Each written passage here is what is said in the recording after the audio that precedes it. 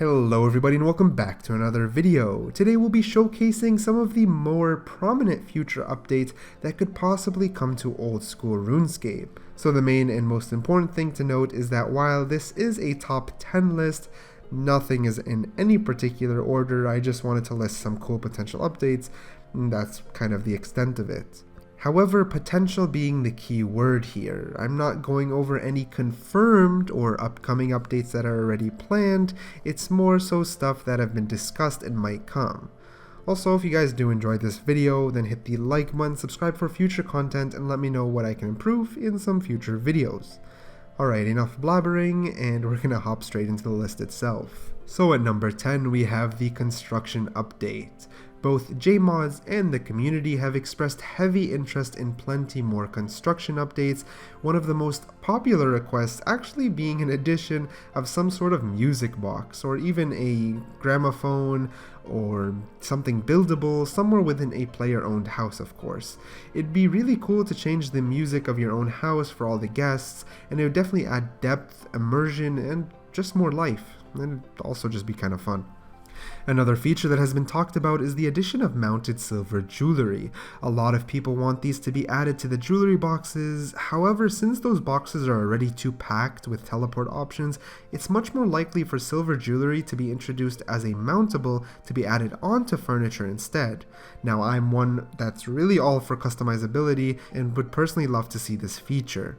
Talking about customizability, there has been some expectation for extra decorative furniture, even for the garden and superior garden hotspots, which may allow for some extra decorative options such as trees and flowers, or even maybe things like fossil island mushrooms. There's also new wall kits and themes that a lot of people want, which would actually affect the entire house and hopefully would be introduced sooner rather than later. Oh, and there's also an idea which involved adding mounted Slayer helms in the achievement gallery room.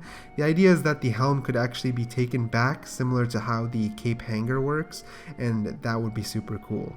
On top of all this, there's actually more that the community thirsts for, which is a new way to actually train the construction skill itself, and this actually makes a lot of sense. I'll list a few suggested methods, and you guys can tell me which one's your favorite.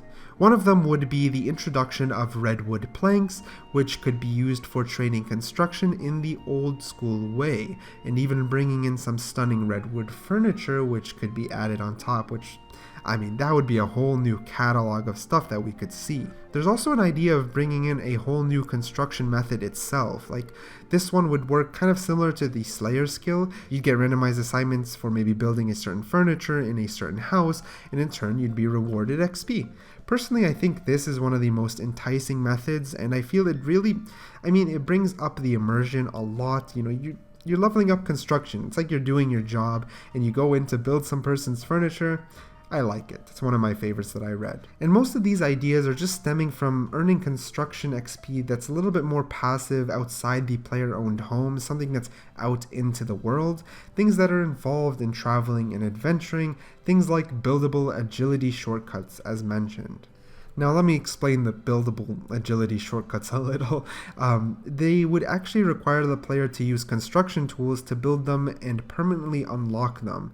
All of them would be locked behind a certain construction level and placed around the world, and a certain agility level would have to be used. Some places in the game already give hints of where some of these shortcuts could be located in the future, like that broken bridge located in the northern Mauritania, and the bridge that leads to the small island called Masalum, sorry for the pronunciation, which actually features some small gravestones.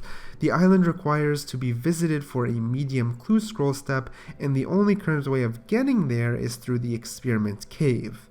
Now imagine actually rebuilding that bridge or something like that for some XP. And on the topic of that, there's actually been ideas and supported ideas of allowing players to repair some of the features or items that are just all around the game world. This would be done by interacting with the game world environment itself. Like I said, imagine building that bridge. And another good example of this would be allowing players to reconstruct some parts of the town of Brug de Rot, or the statues that were lost during and after the Garden of Tranquility quests, by using maybe some marble blocks and getting some XP in return. I talked about it being super immersive. Now imagine this. Now, that would be a super hype feature to add. Anyways, I think in general construction is a huge topic and it's already taking up most of the video, but it's one that the community really wants. So at number 2 we have the ornament kits for spirit shields. So some of the JMods actually like the idea of adding a set of ornament kits to turn the 3 powerful spirit shields acquired through the corporal beast sigils to a more decorative variant without altering the stats, maybe perhaps one kit for the regular spirit shield too. The kits would be introduced as rewards from clue reward caskets as expected, perhaps from a future tier of clues that would be the sequel to Master Clues, although they haven't really discussed it and they haven't discussed the new tier of clues yet, but one can only imagine it would be the Grandmaster tier if this was the case. And number 3, we have the Peak All Worlds feature. Basically, it's a concept that attempts to fix the constant world hopping that we all do to do some sort of PvM activity, only to stumble upon busy world after busy world. Mod Kirsten has proposed a solid solution for this, introducing a Peak All Worlds feature to places that already have a peak feature. Moreover, this feature was also discussed in applying places that don't have a peak feature, but really need something similar, like the Catacombs of Corinth. As a result, this would eliminate the necessity to constantly world hop.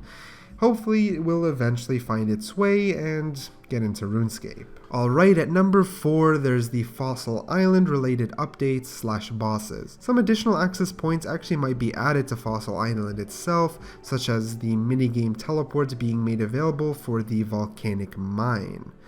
Ever since birdhouses have become a popular activity, there has been discussion considering adding bird eggs as a potential loot from these houses. These eggs are those that can be sacrificed for prayer XP in the WC guild.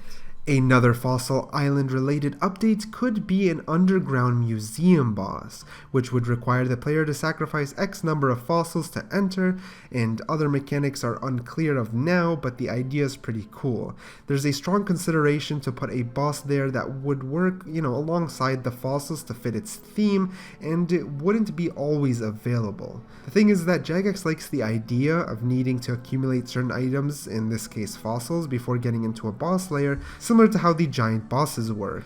New rewards for either of those bosses are unidentified at the moment, but the idea is pretty cool and it's rumored to maybe include a pet chance. At number 5, we have the prospecting rocks and the revision that they deserve. Upon request, JMods have discussed on stream that they could indeed rework the functionality of the prospect option found on the drop-down menu of rocks all over the game. They'd like to let players see any rock respawn timer ticking, though this option, although they've said it might not be as quick of a change as one might think. So I don't know how hard it is, but it's something that's out there. At number 6, we have the additional functionalities for skilling, collection items, and basically changes to things like the rune pouch, herb stack, seed box, coal bag, and gem bag. There's been a lot of mention about just having them auto-collect things for their respective resources, obtained through skilling or by picking them up.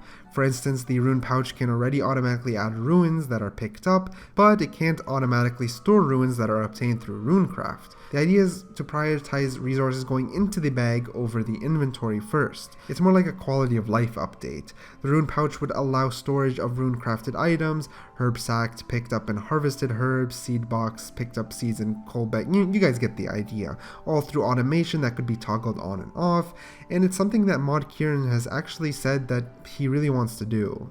And number 7 would be a brand new utility ring slot. Due to combat focused rings such as Berserker Ring being much more useful than utility rings such as, let's say, the Ring of Wealth, the community proposed a secondary ring slot just for utility rings, allowing players to wear one combat ring and one utility ring.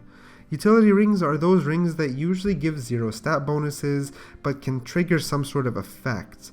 Jagex moderators have shown strong support for this concept, which is great, but has expressed that some ring combinations might actually have to be restricted in order to prevent a power creep or prevent just something from being too powerful.